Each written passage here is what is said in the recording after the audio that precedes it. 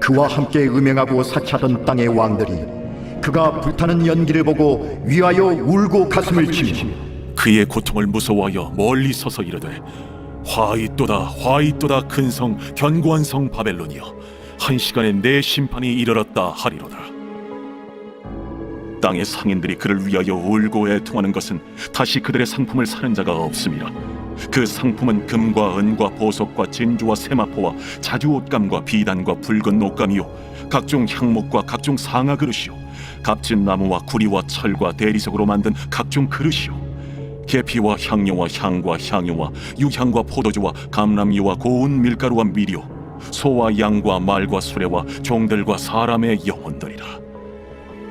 바벨론아, 내 영혼이 탐하던 과일이 내게서 떠났으며 맛있는 것들과 빛난 것들이 다 없어졌으니 사람들이 결코 이것들을 다시 보지 못하리로다. 바벨론으로 말미암아 치부한 이 상품의 상인들이 그의 고통을 무서워하여 멀리 서서 울고 애통하여 이르되 화이또다 화이또다 큰 성이여 세마포 옷과 자주 옷과 붉은 옷을 입고 금과 보석과 진주로 꾸민 것인데 그러한 부가 한 시간에 망하였도다. 모든 선장과 각처를 다니는 선객들과 선원들과 바다에서 일하는 자들이 멀리 서서 그가 불타는 연기를 보고 외쳐 이르되 이 큰 성과 같은 성이 어디 있느냐 하며 티끌을 자기 머리에 뿌리고 울며 애통하여 외쳐 이르되 화이또다 화이또다 이 큰 성이여 바다에서 배부리는 모든 자들이 너의 보배로운 상품으로 치부하였더니 한 시간에 망하였도다. 하늘과 성도들과 사도들과 선지자들아 그로 말미암아 즐거워하라. 하나님이 너희를 위하여 그에게 심판을 행하셨음이라 하더라. 이에 한 힘센 천사가 큰 맷돌 같은 돌을 들어 바다에 던져 이르되 큰 성 바벨론이 이같이 비참하게 던져져 결코 다시 보이지 아니하리로다. 또 검은 고 타는 자와 풍류하는 자와 퉁소 부는 자와 나팔 부는 자들의 소리가 결코 다시 내 안에서 들리지 아니하고 어떠한 세공업자든지 결코 다시 내 안에서 보이지 아니하고 또 맷돌 소리가 결코 다시 내 안에서 들리지 아니하고 등불빛이 결코 다시 내 안에서 비치지 아니하고 신랑과 신부의 음성이 결코 다시 내 안에서 들리지 아니하리로다.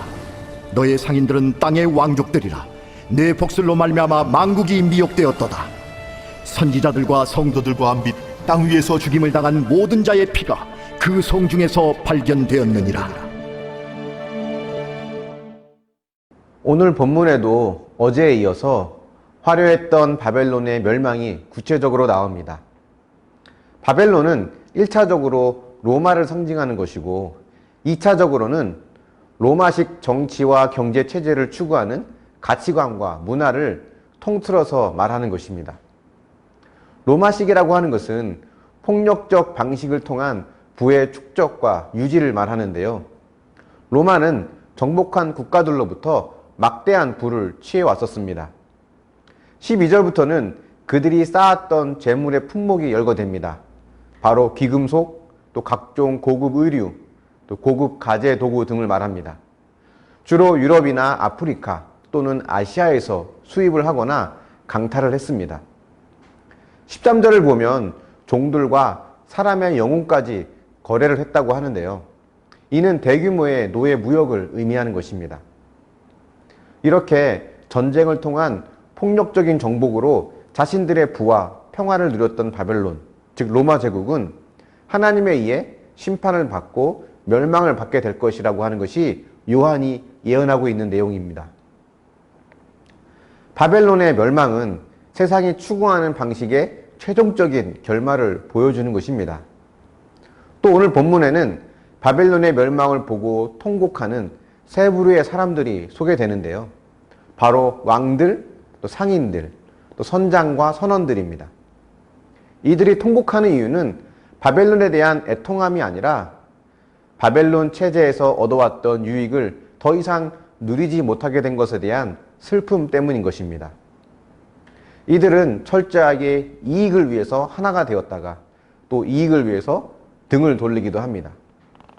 오늘 본문은 결국 이들까지도 바벨론과 함께 멸망한다는 것을 말하고 있습니다.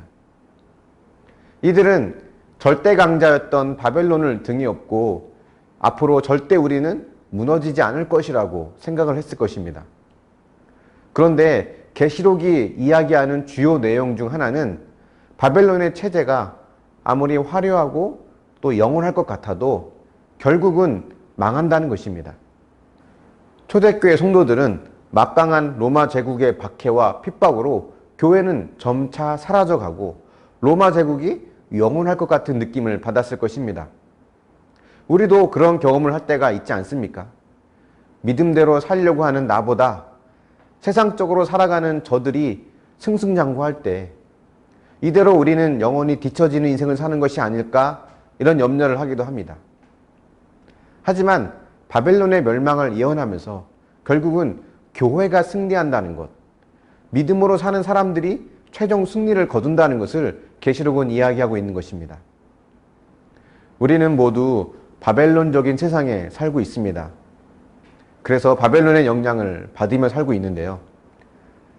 그렇기 때문에 말씀으로 부지런히 나를 살피고 묵상하지 않으면 나도 모르는 사이에 나의 이익과 번영을 가장 중요한 목표로 살아갈 수 있습니다. 이는 다른 사람들의 희생을 바탕으로 자신의 권력과 번영을 절대화하는 로마 제국 또는 세상의 모습과 다르지 않다는 것을 알아야 합니다. 특히 저 같은 목회자는 더 조심해야 한다고 생각을 합니다. 복음을 위한다고, 교회를 위한다고, 또 하나님을 위한다고 하면서 나의 욕심을 이루려고 하는 삶을 살아가기가 아주 쉬운 환경에 있기 때문에 그렇습니다. 그래서 요한은 계속 우리에게 소리치며 요청하고 있는 것입니다. 그 바벨론으로부터 나오라고. 타인의 희생을 통해 자기 이익을 얻는 방식으로부터 나오라고. 자기 이익만을 생각하며 수단과 방법을 가리지 않고 부와 재물을 추구하는 이 삶의 방식으로부터 도망치라고 말을 하고 있습니다. 그런 삶이 때론 성공적이고 화려한 것 같아도 그 끝은 완전한 멸망이라고 우리에게 경고하고 있는 것입니다.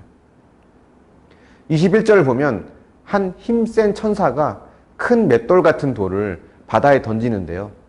이것은 바벨론이 다시는 회복할 수 없는 완전한 멸망으로 가게 된다는 것을 상징하는 것입니다. 그래서 완전한 심판이 이르기 전에 내 안에 있는 바벨론적인 사고방식을 벗어버리고 철저히 주님께서 이 땅에서 보여주셨던 낮고 좁은 길을 걸어가는 저와 여러분이 되기를 축원합니다. 묵상해 보십시오. 내 삶의 방향이 바벨론적이라고 생각될 때가 있었습니까? 하나님을 위한다고, 복음을 위한다고 하지만 실은 나의 세상적 야망을 실현시키고 싶은 모습은 아니었습니까? 기도하겠습니다.